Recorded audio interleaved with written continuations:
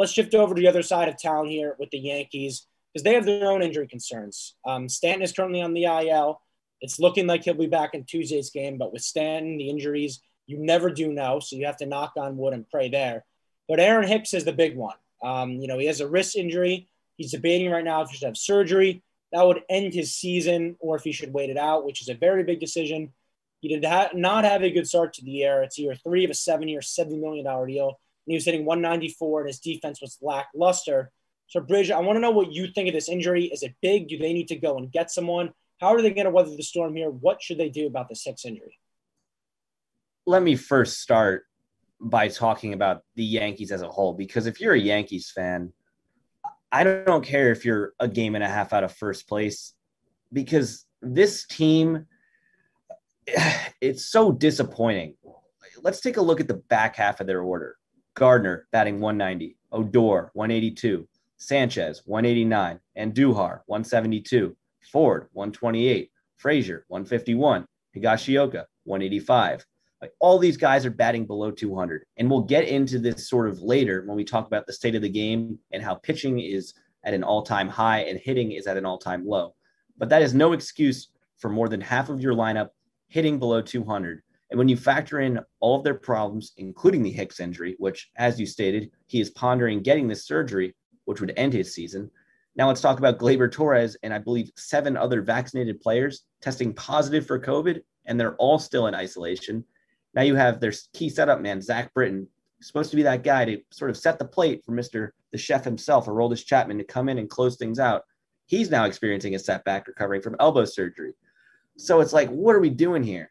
And now you go to the outfield.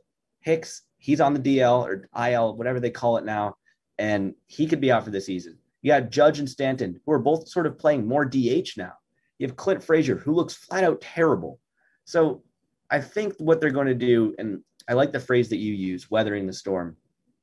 Guy that's been with the Yanks since I was like yay tall when Brett Gardner joined the team.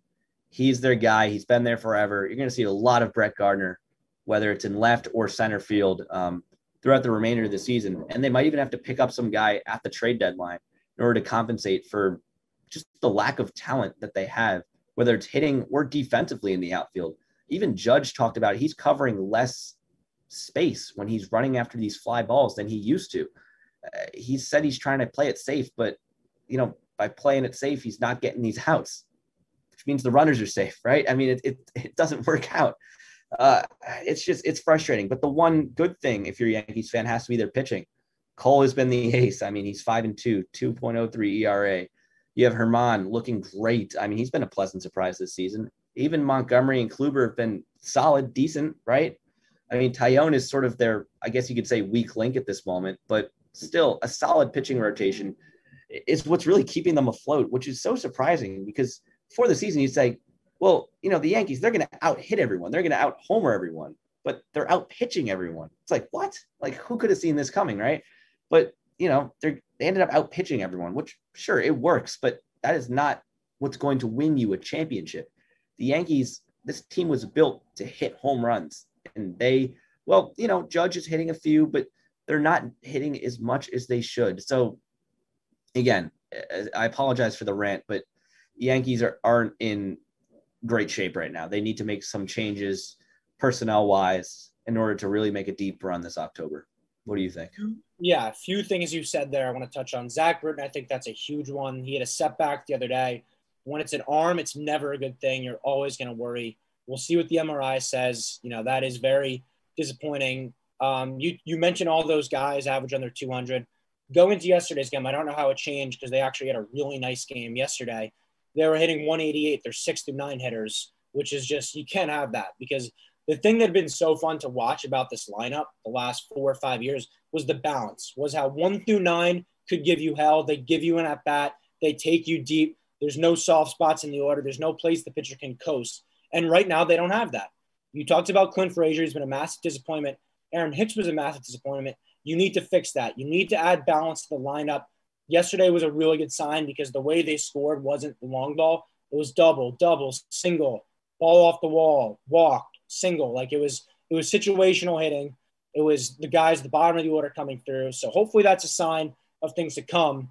The other thing is with Hicks' injury, and he's a switch hitter, one of the only guys in the lineup who is lefty. That's been a big issue. Hicks obviously part of it. Brett Gardner's another lefty. Ford, going into this game, I think they had like the worst OPS in baseball from lefties amongst their lineup. So that's where you need to improve. You talked about the change in personnel. You got to go out and get a lefty bat. You got to get an outfielder, especially with this Hicks injury. You can shift guys around. A guy like David Peralta is a perfect fit. He's on the Diamondbacks this year. He looks like he's going to be available. He's a great fit for this team because of the balance he gives. He's a contact singles guy. He'll steal you a base. He's getting up there in age, but if you just get him for now, get him for the stretch run, his contract's very manageable. It's like $7 million a year. He's a perfect fit into this lineup. You can balance it out that way because you do need a lefty in this lineup. You need to add to that because it is a concern. And so he's a guy I think you go and get. I do think it's not him. You have to be aggressive. Our great producer, Alex, he asked me yesterday, what do you think about the Yankees right now? And I just flat out said, Cashman's got to do something. I'm not someone who's always, I know it's middle of May and it's kind of weird to say you got to make a move right now. But the way this lineup's hitting, I want it to be aggressive because the Yankees do have a great shot coming up. And I want to see them capitalize because the last few years you haven't been paying the Judges, you've been paying the Torreses. And that's going to add up. And that clock is ticking to where you have to pay those guys and cut impact players somewhere else.